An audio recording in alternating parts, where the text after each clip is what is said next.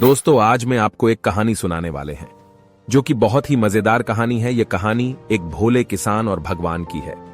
बहुत ही प्यारा कहानी है। आप लास्ट तक जरूर सुनिएगा। तो चलिए वीडियो को स्टार्ट करते हैं। दोस्तों, मेरा नाम गुड्डू और आप देख रहे हैं वर्मा के वॉइस। एक बार एक किसान भगवान से बहुत ही नाराज हो गया। किसान बहुत मेहनती था। बहुत मेहनत से वह खेतों में अनाज उगाता, उसकी देखभाल करता, पर अक्सर उसकी फसल खराब हो जाती। कभी सूखा पड़ जाता, कभी बाढ़ आ जाती, कभी तेज धूप, कभी आंधी, कोई ना कोई कारण बन ही जाता कि उसकी फसल खराब हो जाती। एक दिन वह किसान गुस्से में आसमान की ओर देखकर भगवान से कहा, हे ईश्वर, आपको लोग सर्वज्ञाता मानते हैं कि आप सब जानते हैं, कहते हैं कि आपकी इच्छा के बिना एक भी पत्ता नहीं हिलता, पर मुझे तो लगता है कि आप छोटी सी छोटी बात भी नहीं जानते। आपको तो यह भी नहीं पता कि खेती बाड़ी कैसे करते हैं। अगर आप जानते होते तो हर समय जो बारिश, आंधी और तूफान आते हैं वो कभी नहीं आते। आप नहीं जानते कि कितना नुकसान उठाना पड़ता है हम किसानों को। यदि आप मेरे हाथ में यह शक्ति दे दे कि जैसा मैं चाहूं वैसा मैं मौसम कर दूं, फिर आप देखना मैं अन्न के भंडार लगा दूंगा। भगवान इस किसान के तीखे वाक्य सुनकर मुस्कुरा रहे थे और वह किसान के सामने प्रकट होकर बोले, मैं आज से तुझे यह शक्ति देता हूं कि तुम अपनी खेतों पर तुम्हारी जैसी इच्छा ही तुम वैसा मौसम कर दोगे। मैं बिल्कुल भी दखल नहीं दूंगा, तुम्हारी इच्छा से सब कुछ होगा। किसान बहुत खुश हो गया। किसान ने गेहूं की फसल अपनी खेतों में बोई। जब उसे लगा कि खेतों को धूप चाहिए तो खेतों को धूप मिले, जब पानी बरसना चाहिए तभी पानी बरसा। आंधी, तूफान, बाढ़, कुछ भी उसने अपने खेतों पर आने नहीं दिया। किसान के खेत में इस वर्ष ऐसी फसल हुई जैसी कभी नहीं हुई थी। हरी भरी लहलहाती फसल।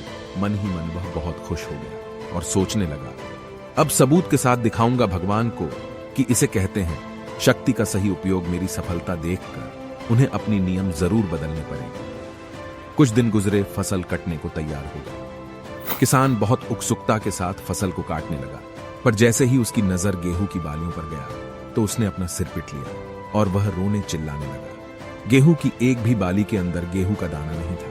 सारी बालियां अंदर से खाली थी। किसान बहुत दुखी हो गया। उसने भगवान को रोते हुए फिर पुकारा, हे प्रभु, तुमने ये मेरे साथ क्या किया? क्या तुमने मुझे कोई सजा दी? भगवान बोले, पुत्र, ये तो होना ही था। तुमने पौधों को संघर्ष करने का मौका ही कहा दिया। ना तो तुमने उन्हें आंधियों से जूझने दिया, न तेज बारिश से सहने दिया और ना ही धूप में तपने दिया। एक भी चुनौती का सामना तुमने उन्हें नहीं करने दिया।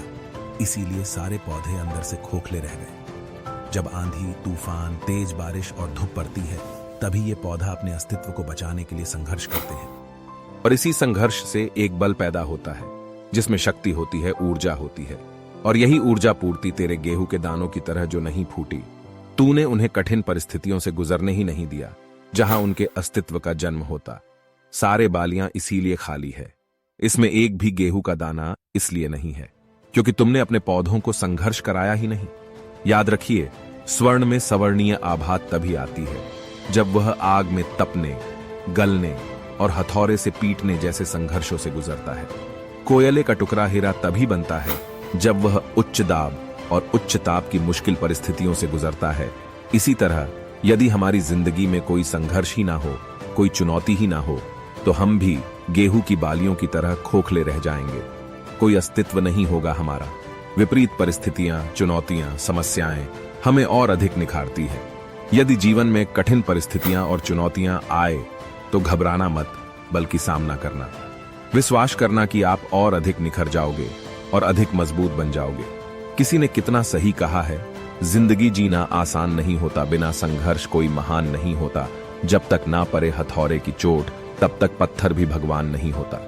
जो मुस्कुरा रहा है उसे दर्द ने पाला होगा। जो चल रहा है उसके पांव में छाला होगा। बिना संघर्ष के इंसान चमक नहीं सकता। जो जलेगा उसी दिए में उजाला होगा। संघर्ष क्यों बचे संघर्ष से?